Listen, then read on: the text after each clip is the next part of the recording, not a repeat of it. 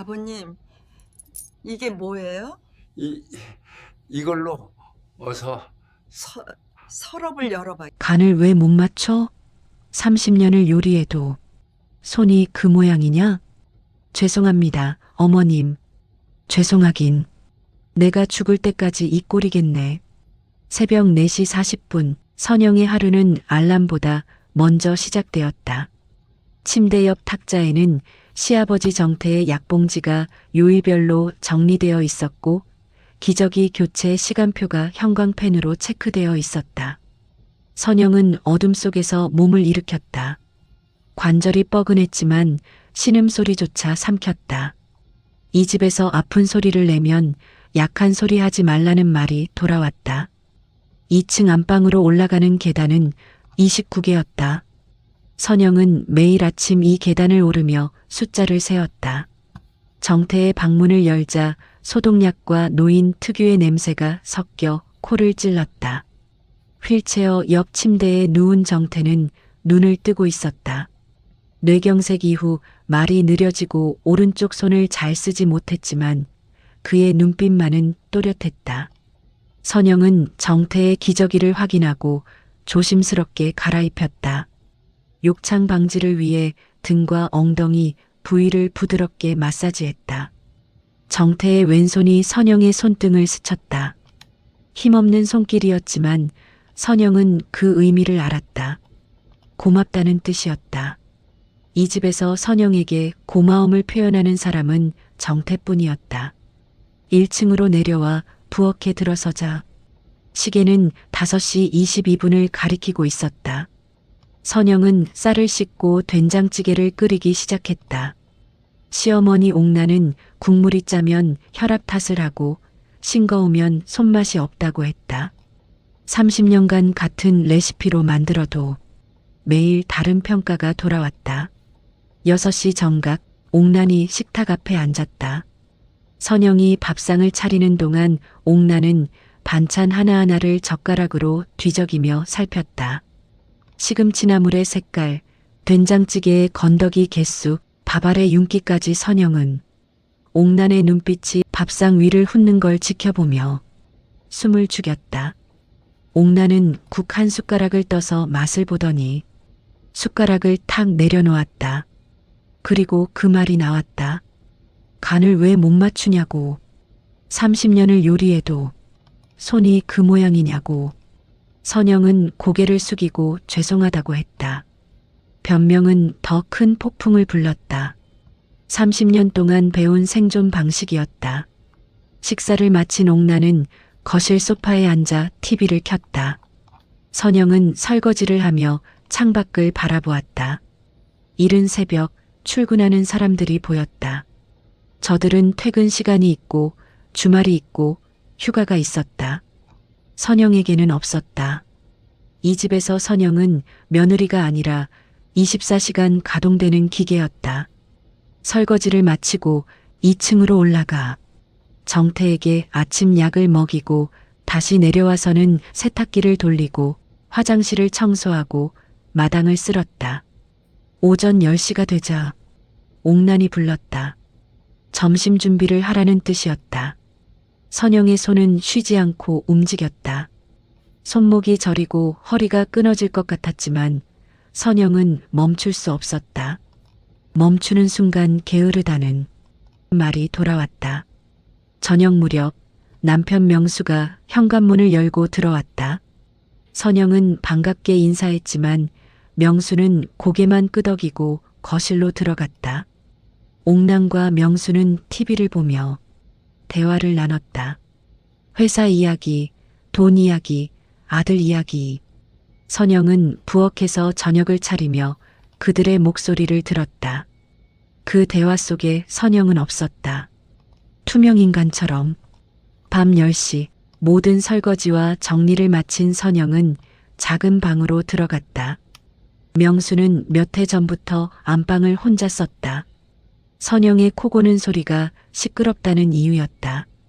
선영은 침대에 누워 천장을 바라보았다. 천장에는 물 얼룩이 있었다. 작년 장마 때 생긴 얼룩이었다. 선영은 그 얼룩을 보며 생각했다. 나는 이 집에서 사람이 아니라 기능이었다. 밥 짓는 기능, 설거지하는 기능, 간병하는 기능. 내 이름 강선영은 30년 전 이 집 문턱을 넘는 순간 지워졌다. 며느리, 그것만이 내 이름이었다. 아침 세탁물을 정리하던 선영의 손이 멈췄다. 명수의 흰색 셔츠 깃에서 낯선 향기가 났다. 달콤하고 은은한 향수 냄새였다. 선영은 셔츠를 코에 가까이 대고 다시 한번 맡아보았다. 분명했다. 여자 향수였다. 선영의 손이 떨렸다. 셔츠를 빨래 바구니에 넣고 거실로 나왔다. 명수는 출근 준비를 하며 넥타이를 매고 있었다. 선영은 그의 뒷모습을 바라보았다. 언제부터였을까? 명수는 집에서 웃지 않았다. 선영과 눈을 마주치지도 않았다. 대화는 필요한 말만, 그것도 짧게. 출근한 명수의 뒤를 이어 선영은 안방으로 들어갔다. 서랍장 위에는 명수의 지갑과 카드 영수증들이 놓여 있었다. 선영은 평소에는 남편 물건을 뒤지지 않았다. 하지만 오늘은 달랐다. 손이 저절로 움직였다. 영수증을 하나씩 펼쳐보았다. 강남의 고급 레스토랑, 호텔 라운지, 와인바. 금액은 모두 10만 원에서 20만 원 사이였다. 선영과 외식한 게 언제였던가. 결혼기념일조차 집에서 먹었다. 선영이 차린 밥상에서 카드 명세서를 더 뒤적이자 백화점 여성 의류 매장, 액세서리 매장의 결제 내역도 보였다. 선영은 영수증을 든 손을 부들부들 떨었다. 가슴속에서 무언가가 무너져 내렸다. 의심은 확신이 되었다. 저녁 명수가 돌아왔을 때 선영은 조심스럽게 물었다. 요즘 회식이 많으냐고. 명수는 TV를 보며 대답했다. 사업이 바쁘다고. 거래처 접대가 많다고. 선영은 더 이상 묻지 못했다. 입 밖으로 나오려던 말들이 목구멍에서 막혔다. 추궁하면 어떻게 될까? 명수는 화를 낼 것이다. 의심한다고, 못 믿는다고, 남편을 감시하느냐고. 그리고 옥난이 끼어들 것이다. 며느리가 주제를 모른다고. 남편 벌이로 먹고 사는 주제에 감히 따진다고. 그렇게 또 폭풍이 올 것이다. 선영은 입을 다물었다. 30년간 그래왔듯이 참는 게 편했다. 아니, 참는 게 살아남는 방법이었다. 밤이 깊었다. 선영은 2층 정태의 방으로 올라가 밤 간병을 시작했다. 기저귀를 확인하고 이불을 덮어주었다. 정태는 잠들지 않고 선영을 바라보고 있었다. 그의 눈빛이 평소와 달랐다. 무언가 말하고 싶어 하는 것 같았다. 정태가 왼손을 들어 선영의 손목을 잡았다. 힘없는 손길이었지만 간절했다. 정태는 입술을 떨며 천천히 말했다. 한 음절 한 음절 힘겹게. 기록. 선영은 정태의 얼굴을 들여다보았다. 정태는 다시 말했다. 서랍. 서랍? 선영은 고개를 갸우뚱했다. 정태는 침대 옆 협탁을 턱으로 가리켰다. 선영이 서랍을 열려 하자 정태가 고개를 저었다. 아직 아니라는 뜻이었다. 정태는 다시 한번 선영의 손을 꽉 쥐었다. 그리고 천천히 눈을 감았다. 선영은 정태의 손을 조심스럽게 침대에 내려놓고 방을 나왔다. 복도를 걸으며 생각했다. 기록? 서랍? 정태 시아버지는 왜 그런 말을 했을까?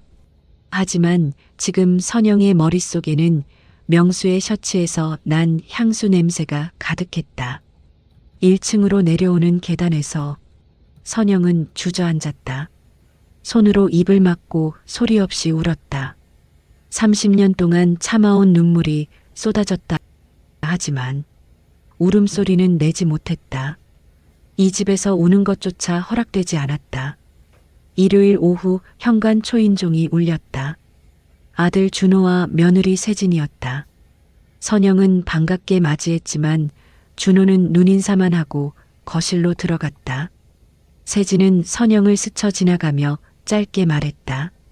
어머니, 커피 부탁드려요. 선영은 부엌으로 들어가 커피를 내렸다. 거실에서는 옥남과 명수, 준호, 세진이 둘러앉아 대화를 나누고 있었다. 선영이 커피를 내오자 대화가 잠시 끊겼다. 어색한 침묵이 흘렀다. 세진이 먼저 입을 열었다. 목소리는 부드러웠지만 눈빛은 차가웠다. 어머님, 아버님 건강이 요즘 어떠세요? 병원비가 많이 드시죠? 선영은 고개를 끄덕였다. 정태의 재활치료와 약값으로 매달 상당한 돈이 나갔다. 세진은 계속 말을 이었다. 저희가 알아봤는데요. 요양병원이 훨씬 전문적이래요. 어머니 혼자 케어하시기 힘드시잖아요. 선영은 가슴이 철렁했다. 요양병원. 그 말의 진짜 의미를 알았다.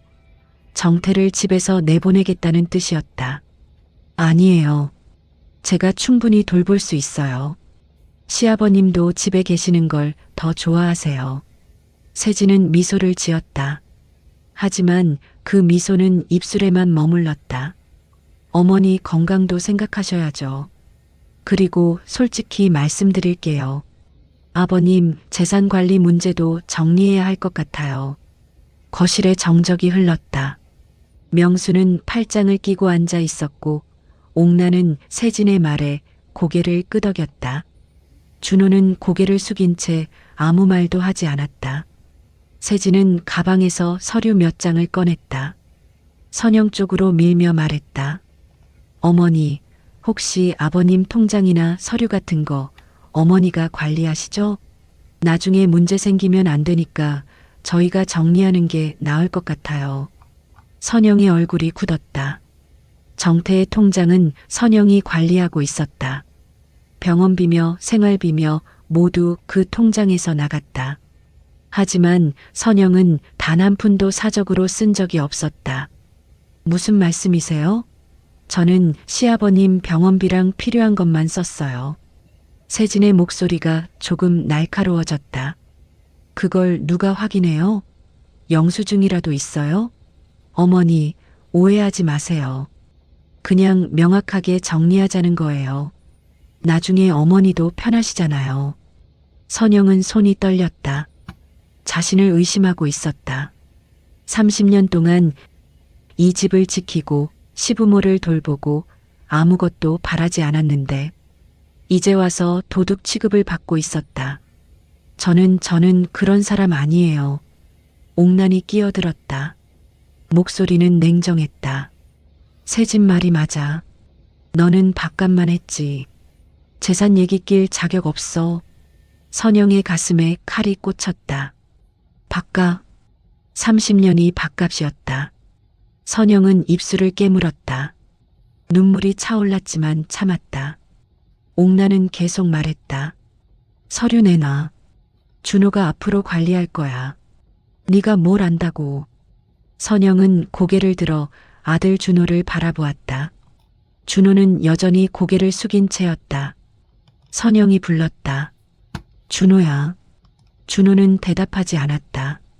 선영은 다시 불렀다. 준호야, 엄마 말 좀 들어봐. 준호가 고개를 들었다. 하지만 그의 눈에는 미안함도 망설임도 없었다. 그저 불편함만 가득했다. 엄마 그냥 서류 주면 안 돼요? 나중에 복잡해지는 것보다 지금 정리하는 게 나아요. 선영의 마음이 무너졌다. 아들마저, 자신이 낳고 키운 아들마저 자신을 외면하고 있었다. 선영은 일어나 부엌으로 들어갔다. 손이 떨려 접시를 들다가 바닥에 떨어뜨렸다. 쨍그랑 소리와 함께 접시가 깨졌다. 선영은 파편을 주우려다 손을 베었다. 손바닥에서 피가 흘렀다. 거실에서는 아무도 오지 않았다. 부엌에서 접시 깨지는 소리가 났는데도 선영이 다쳤을 수도 있는데도 아무도 걱정하지 않았다. 선영은 피 흐르는 손을 물에 씻고 밴드를 붙였다. 그리고 창밖을 바라보았다. 해가 지고 있었다. 저녁을 준비해야 했다. 다친 손으로도. 그날 밤 모두가 잠든 후 선영은 다시 정태의 방으로 올라갔다. 정태는 깨어 있었다. 선영을 보자 눈빛이 흔들렸다. 정태는 침대 옆 협탁 서랍을 턱으로 가리켰다. 그리고 천천히 말했다. 열어. 선영은 서랍을 열었다. 안에는 작은 열쇠 하나가 반짝이고 있었다. 2주 후 명수가 식사 자리에서 갑자기 말했다. 이번 주 토요일 선영 생일이잖아. 가족들 모아서 밥이나 먹자. 선영은 깜짝 놀랐다. 명수가 자신의 생일을 챙긴 게 몇 년 만인지 기억도 나지 않았다. 선영은 조심스럽게 미소 지었다. 고마워요. 명수는 대답 없이 밥을 먹었다. 하지만 선영은 그날 오후 내내 기분이 이상하게 좋았다. 어쩌면 잘못 생각한 건 아닐까? 명수가 아직 자신을 생각해주고 있는 건 아닐까? 작은 희망이 피어올랐다. 토요일 저녁 준호와 세진이 왔다. 옥난도 거실에 앉았다. 식탁에는 선영이 아침부터 준비한 음식들이 놓였다. 명수는 외출했다가 케이크 상자를 들고 왔다. 생크림 케이크였다. 촛불까지 준비되어 있었다. 선영은 어색하게 웃었다. 이런 날이 올 줄 몰랐다. 가족들이 모여 앉아 저녁을 먹고 케이크 촛불을 불고 생일 축하를 받는 날. 평범한 가정에서는 당연한 일이 선영에게는 기적 같았다. 식사가 끝나고 케이크가 테이블 중앙에 놓였다. 명수가 촛불에 불을 붙였다. 선영은 촛불을 바라보며 가슴이 벅차올랐다. 눈가가 뜨거워졌다. 준호가 말했다. 엄마, 소원 빌어요. 선영은 눈을 감았다. 소원은 간단했다. 이 가족이 행복했으면, 자신이 사랑받았으면, 그게 다였다. 선영이 촛불을 불려는 순간 명수가 말했다. 잠깐만. 선영은 고개를 들었다. 명수는 서류 봉투를 꺼내 선영 앞에 놓았다. 선영은 봉투를 바라보았다. 불길한 예감이 들었다. 이게 뭐예요? 명수는 팔짱을 끼고 말했다. 선영, 이혼하자. 오늘 정리하고 나가. 선영의 귀가 멍해졌다. 이혼? 지금 무슨 말을 하는 거지? 선영은 봉투를 열었다. 이혼 합의서였다. 이미 명수의 서명이 되어 있었다. 위자료 항목에는 없음이라고 적혀 있었다. 무슨 소리예요? 명수는 차갑게 말했다. 할 말 있어? 30년 살았으면 됐지. 이제 서로 편하게 살자. 선영은 준호를 바라보았다. 준호는 고개를 숙인 채 말했다. 엄마, 이제 서로 편해지는 게 나아요. 선영의 심장이 멎는 것 같았다. 자신의 아들이 아버지 편에 서 있었다. 옥난이 끼어들었다. 당연히 나가야지. 이혼했는데 뭐하러 있어. 선영은 테이블 위에 케이크를 바라보았다. 촛불이 흔들리고 있었다. 축하 케이크가 아니었다. 함정이었다. 가족 모임이 아니었다. 처형식이었다. 세진이 말했다. 어머니, 빨리 결정하세요. 저희도 할 일 많아요. 선영은 서류를 든 손이 떨렸다. 눈물이 쏟아졌다. 하지만 아무도 위로하지 않았다. 오히려 짜증스러운 표정들 뿐이었다. 선영은 일어섰다. 그리고 방으로 들어가 문을 닫았다. 거실에서는 케이크를 자르는 소리가 들렸다. 웃음소리도 들렸다. 선영 없이 생일 케이크를 먹고 있었다. 선영은 침대에 주저앉아 울었다. 30년이 무너졌다. 자신이 바친 모든 시간이, 참았던 모든 순간이 한순간에 사라졌다. 다음 날 아침 선영은 짐을 쌌다. 캐리어 하나에 옷가지와 몇 가지 생필품을 넣었다. 30년치 인생이 캐리어 하나에 들어갔다. 선영은 허탈하게 웃었다. 거실로 나오자 명수가 소파에 앉아 전화 통화를 하고 있었다. 목소리가 부드러웠다. 선영에게 한 번도 써본 적 없는 목소리였다. 응, 오늘 오면 돼. 내가 다 정리했어. 전화를 끊은 명수는 선영을 쳐다보지도 않았다. 옥란이 거실로 나와 말했다. 나가려면 빨리 나가. 새 식구 온다. 새 식구? 선영은 옥란을 바라보았다. 옥란은 태연하게 말했다. 며느리 바꾸는 거야. 당연하지. 그때 현관 초인종이 울렸다. 명수가 일어나 문을 열었다. 밖에서 여자가 들어왔다. 30대 중반으로 보이는 화장이 짙고 명품 가방을 든 여자였다. 윤가은이었다. 가은은 현관을 들어서며 집안을 둘러보았다. 마치 새로 구입한 집을 구경하는 것처럼 명수에게 다가가 팔짱을 끼며 말했다. 대표님, 생각보다 넓네요. 인테리어 좀 바꿔야겠어요. 명수는 웃으며 고개를 끄덕였다. 가은은 거실로 들어가 소파에 앉았다. 그리고 선영을 위아래로 훑어보았다. 눈빛에는 승리감이 담겨 있었다. 아, 어머님이시구나. 처음 뵙겠습니다. 윤가은이에요. 선영은 대답하지 못했다. 입술이 떨렸다. 가은은 커피를 한 모금 마시며 말을 이었다. 어머님, 짐은 빨리 빼주세요. 저 새 집 냄새 맡아야 해서요. 커튼 업체도 오늘 오기로 했거든요. 옥란이 가은 옆에 앉으며 말했다. 그래, 이 집 좀 바꿔야 해. 오래돼서 낡았어. 가은은 옥란에게 다정하게 말했다. 어머님, 제가 맛있는 거 많이 사드릴게요. 대표님이 저 요리 잘한다고 했어요. 옥란은 웃으며 고개를 끄덕였다. 선영은 그 모습을 지켜보았다. 30년간 자신이 서 있던 자리에 다른 여자가 서 있었다. 그리고 시어머니는 그 여자를 환영하고 있었다. 선영은 캐리어를 끌고 현관으로 나왔다. 뒤돌아보지 않았다. 돌아보면 무너질 것 같았다. 문을 열고 나서는 순간 가은의 목소리가 들렸다. 어머님 나가셨네요. 이제 우리끼리 편하게 지내요. 현관문이 닫혔다. 선영은 계단을 내려갔다. 한 걸음 한 걸음 내디딜 때마다 다리가 휘청거렸다. 1층 로비에 도착해 밖으로 나왔다. 햇빛이 눈부셨다. 선영은 캐리어를 끌고 걸었다. 어디로 가야 할지 몰랐다. 갈 곳이 없었다. 선영이 현관을 나서려는 순간 뒤에서 바퀴 굴러가는 소리가 들렸다. 휠체어였다. 선영은 고개를 돌렸다. 정태가 휠체어를 타고 복도 끝에서 나타났다. 왼손으로 바퀴를 돌리며 천천히 다가오고 있었다. 거실에서 명수의 목소리가 들렸다. 아버지, 왜 나오셨어요? 들어가 계세요. 정태는 대답하지 않았다.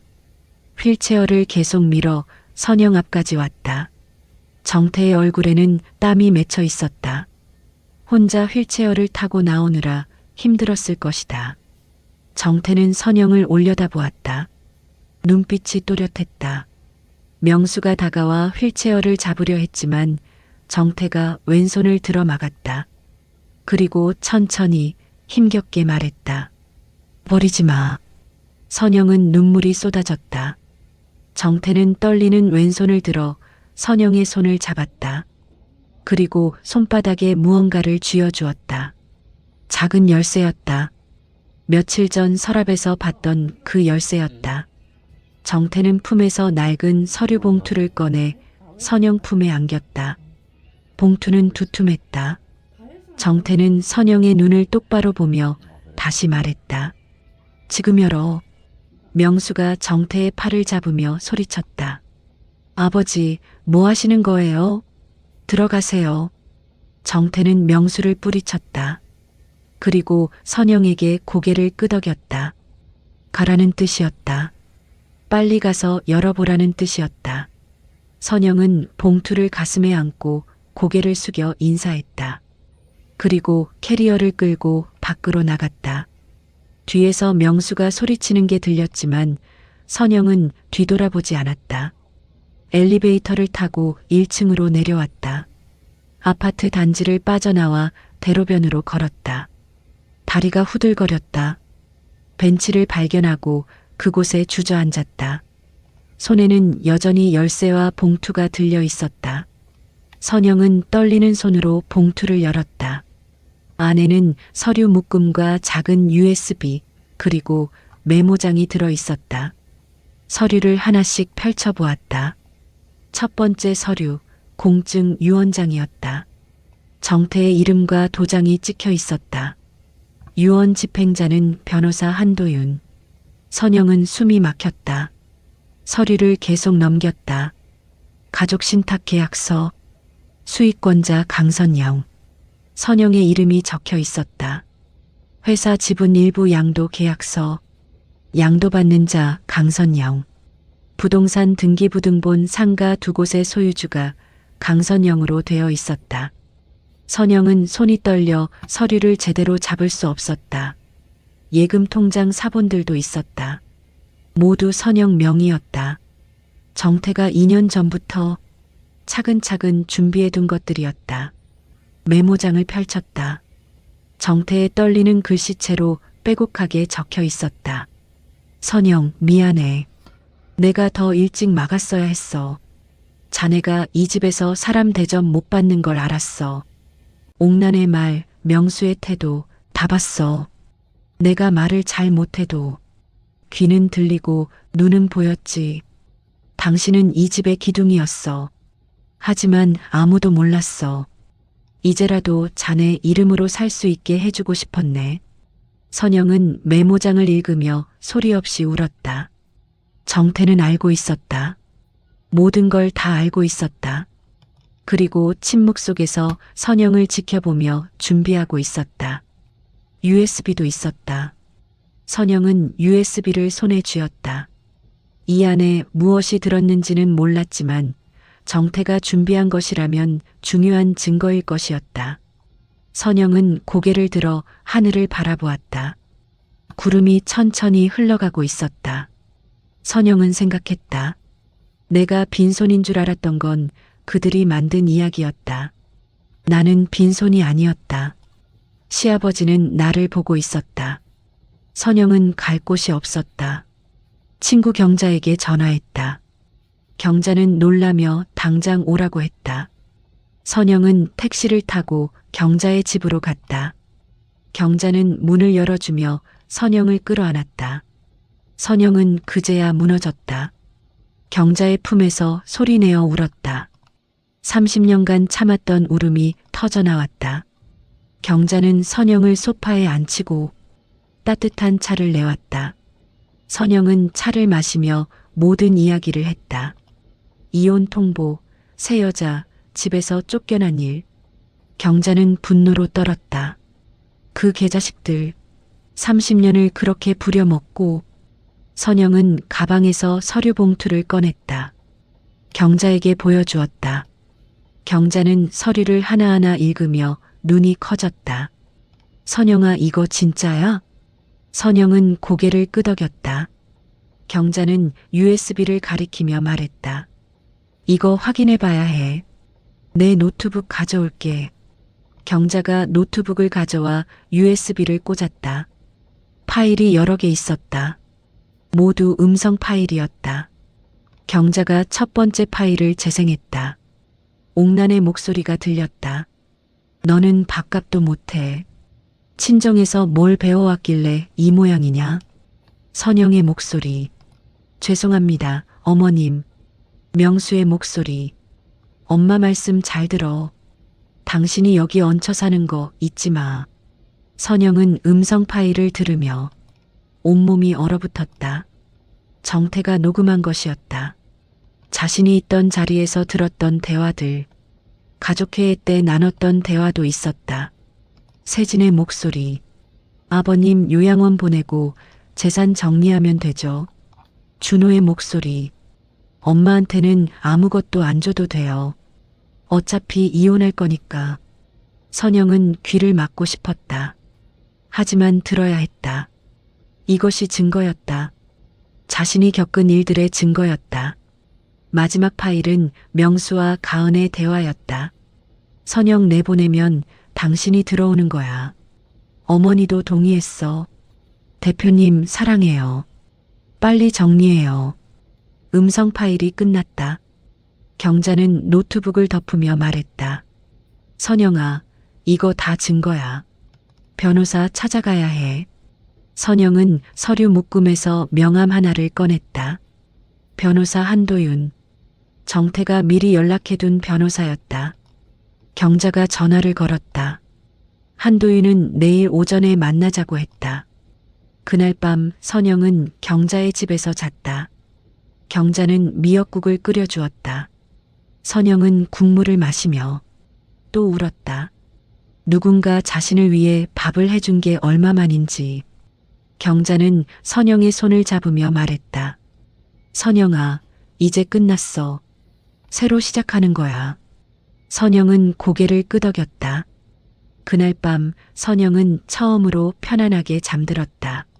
30년 만에 처음으로 소리내어 울어도 되는 밤이었다. 다음 날 아침 선영과 경자는 변호사 사무실로 갔다. 한도윤은 40대 후반의 차분한 인상을 가진 여성이었다.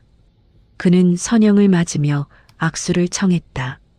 강선영 씨, 이정태 어르신께 부탁받았습니다. 앉으세요. 선영은 자리에 앉아 서류들을 건넸다. 한도윤은 서류를 하나하나 꼼꼼히 검토했다. 그리고 고개를 끄덕였다. 어르신이 정말 철저하게 준비하셨네요. 공증 유언장, 가족신탁, 증여계약서 모두 법적으로 유효합니다. 선영은 조심스럽게 물었다. 그럼 제가 보호받을 수 있나요? 한도윤은 단호하게 대답했다. 네. 서류대로라면 강선영 씨가 충분히 보호받습니다. 다만 한도윤은 잠시 말을 멈췄다. 상대방이 무효를 주장할 겁니다. 이정태 어르신이 뇌경색 후유증이 있으셨으니 판단 능력이 없었다고 주장할 가능성이 높아요. 선영의 얼굴이 어두워졌다. 한도윤이 말을 이었다.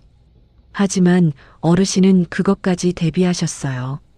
공증할 때 의사소견서를 함께 첨부하셨거든요. 정신은 또렷하고 의사결정 능력이 있다는 내용입니다. 선영은 가슴이 뜨거워졌다. 정태는 모든 걸 준비해왔던 것이다. 한도윤이 USB를 가리키며 말했다. 이 녹음 파일들도 중요한 증거가 될 수 있습니다. 다만 녹음 당사자가 대화에 참여했는지 확인이 필요해요. 선영은 설명했다. 정태가 직접 그 자리에 있었던 대화들이라고. 한도윤은 고개를 끄덕였다. 그렇다면 합법적으로 사용 가능합니다. 이 증거들은 가족들이 강선영 씨를 어떻게 대했는지 보여주는 중요한 자료입니다. 한도윤은 선영을 바라보며 말했다. 강선영 씨, 준비하셔야 해요. 상대방은 거세게 반발할 겁니다. 하지만 우리에겐 증거가 있습니다. 선영은 고개를 끄덕였다. 그때 한도윤의 전화기가 울렸다. 한도윤은 전화를 받고 얼굴이 굳었다. 전화를 끊고 선영을 바라보았다. 강선영 씨 이정태 어르신이 오늘 새벽에 돌아가셨답니다. 선영의 귀가 멍해졌다. 시아버지가 돌아가셨다고? 선영은 의자를 붙잡았다. 다리에 힘이 풀렸다.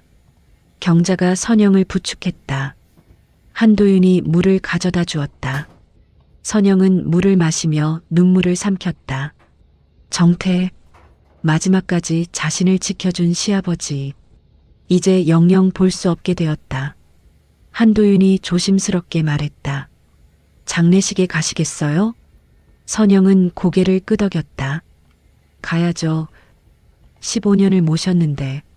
한도윤이 말했다. 각오하세요.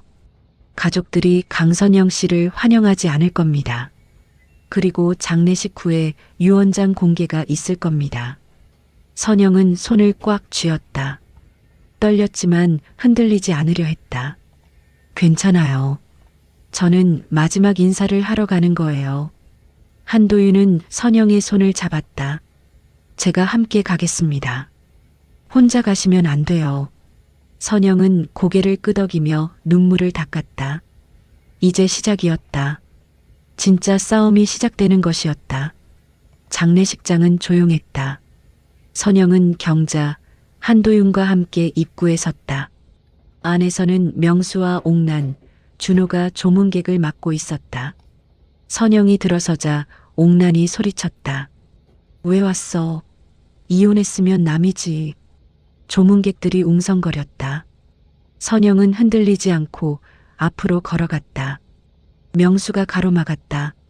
나가. 여긴 내가 올 곳이 아니야. 선영은 명수를 똑바로 바라보며 말했다. 15년이요. 제가 시아버님을 모신 시간이요. 마지막 인사할 자격 충분합니다. 명수는 선영의 팔을 잡으려 했지만 한도윤이 앞을 막았다. 물리적 접촉은 폭행죄에 해당합니다. 강선영 씨는 고인의 며느리로서 조문할 권리가 있습니다. 명수는 한도윤을 노려보았다. 한도윤은 명함을 건넸다. 변호사 한도윤입니다. 고인의 유언 집행인이기도 합니다.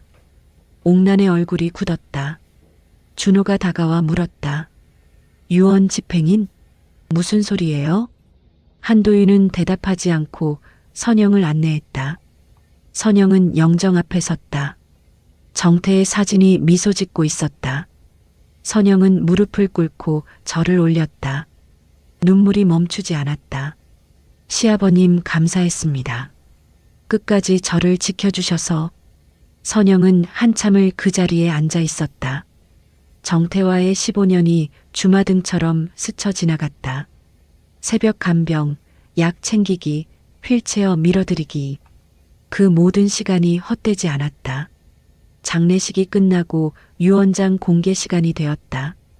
장례식장 회의실에 가족들과 한도윤, 선영이 모였다. 한도윤이 서류를 꺼냈다. 이정태 어르신의 공증 유언장을 공개하겠습니다.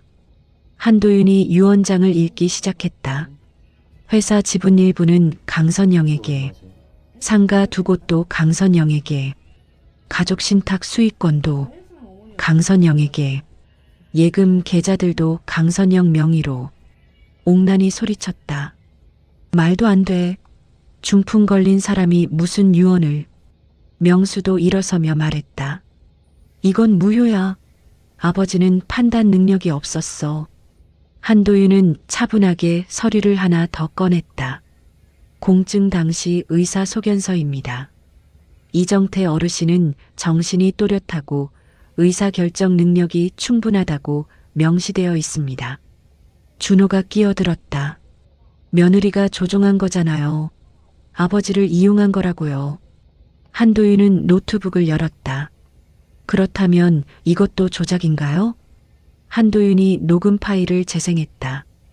옥란의 목소리가 회의실에 울려 퍼졌다. 너는 밥값도 못해. 세진의 목소리. 아버님 요양원 보내고 재산 정리하면 되죠. 명수의 목소리. 선영한테는 아무것도 안 줘도 돼. 녹음이 끝났다. 회의실은 정적에 휩싸였다. 옥란과 명수, 준호의 얼굴이 새하얗게 질렸다. 선영이 일어섰다. 목소리는 떨렸지만 또렷했다. 제가 원한 건 돈이 아니었어요. 사람 대접이었습니다.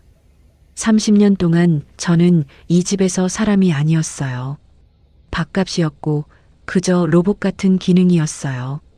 선영은 가족들을 하나하나 바라보았다. 어머님, 저는 며느리였어요. 30년을 이 집을 지켰어요. 명수 씨, 저는 당신 아내였어요. 한때는 사랑했던 사람이었어요. 준호야, 나는 네 엄마야. 너를 낳고 키운 사람이야. 선영의 눈에서 눈물이 흘렀다. 시아버님은 그걸 아셨어요. 제가 얼마나 힘들었는지. 그래서 이렇게 준비하신 거예요. 제가 사람으로 살 수 있게. 회의실은 침묵에 잠겼다. 가족들은 처음으로 선영의 얼굴을 제대로 마주했다. 법적 절차는 몇 달이 걸렸다.